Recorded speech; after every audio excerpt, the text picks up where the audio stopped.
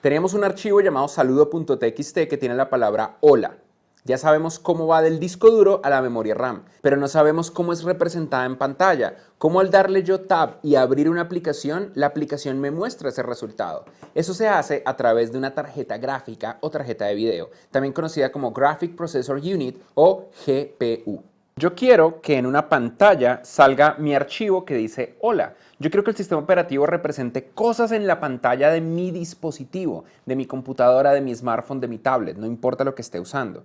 En esos casos, lo que realmente pasa es que el sistema operativo dice, yo sé que tengo estos datos y yo tengo código del bloc de notas, código de software que me dice exactamente cómo representar la palabra hola en pantalla. Y yo tengo el sistema operativo ya cargado. Entonces lo que voy a hacer es mandarle instrucciones a la CPU de cómo representar esto de manera de imagen. Y la CPU lo puede hacer, porque recuerden que las CPUs pueden hacer lo que sea, pero la CPU no quiere. Porque la CPU es más lenta en promedio que cualquier otra opción para representarlo. Entonces la CPU, a través de un bus especial de datos, se contacta con un chip llamado el GPU o Graphic Processor Unit. Y a ese chip le dice la CPU, por favor, representa en pantalla los siguientes datos. Antes de avanzar, quiero contarles cómo la CPU se conecta con la GPU. Normalmente hay dos formas en las que se conecta. Una de ellas es completamente integrada. Cuando tenemos una tarjeta gráfica integrada en la CPU por dentro, ese chip, tiene un chipcito chiquito que se dedica a hacer video y que usa el poder de la CPU para procesar el video. Pero cuando tenemos un chip aparte, normalmente hay un bridge en la tarjeta madre o hay un puerto especial. El puerto más moderno de nuestra época es un puerto que conocemos como PCI Express.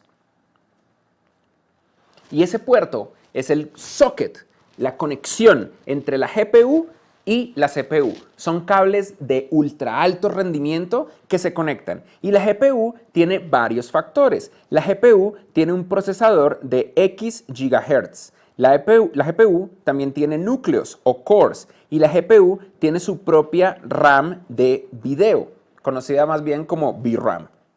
La CPU tiende a tener muchos cores. La cantidad X de cores que tiene la CPU es mayor de la que tiene normalmente el procesador. Pero normalmente la cantidad de gigahertz que tiene una GPU es menor de la que tiene el procesador. Porque lo que tiene que hacer es procesar muchos datos al tiempo. Esta es la razón. Internamente, una CPU agarra la pantalla y la vuelve una matriz. Entonces, esta pantalla de acá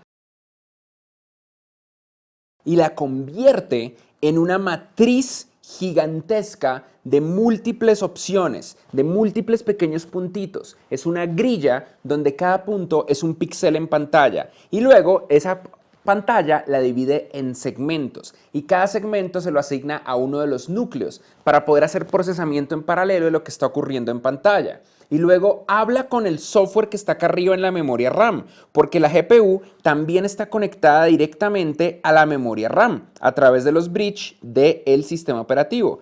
Y le pregunta al bloc de notas, ¿cómo quiere representar esos datos que se llaman hola en pantalla? Y el bloc de notas lo dice, bueno, son letras, entonces usted los representa como colocando estos píxeles en negro, y estos píxeles en negro, y estos en negro, y estos también en negro, y estos en negro por acá, y estos en negro por acá, y estos, y el resto en blanco, no hay ningún problema. Y eso es exactamente lo que hace la GPU. Coloca de una manera especial la representación en pantalla de esos píxeles, a diferencia de lo que haría la CPU. Donde la GPU lo hace en paralelo a lo largo de toda la pantalla usando sus cores, la CPU iría píxel por píxel, píxel por píxel, siguiente línea, píxel por píxel, siguiente línea, píxel por píxel, siguiente línea, píxel por píxel, siguiente línea. Y por eso a veces, cuando nosotros tenemos tarjetas de video malas o viejas, como que queda un pedazo pegado y luego viene el otro y luego se ven artefactos raros en las imágenes, porque son nuestros CPUs tratando de hacer el trabajo de la GPU. Pero la GPU siempre va a ser más veloz, siempre va a ser más efectiva para procesamiento altamente paralelizado. Y también la GPU en ocasiones viene con una cosa especial que se llaman operaciones 3D, códecs y otros algoritmos especializados. Por ende, no necesita la CPU entender el algoritmo de cómo reproducir un MP3, o cómo reproducir un MP4, o cómo reproducir un FLV o un H264. No necesita la CPU hacer los cálculos matemáticos de la representación tridimensional de un objeto. No necesita la CPU hacer la representación de una cosa que se llama Ray Tracing, que es para trazar el camino de la luz, o la representación de física. A veces todo eso viene en la GPU para hacer más veloces los videojuegos, el render 3D, la reproducción de películas y todo lo que tiene que ver con procesamiento gráfico.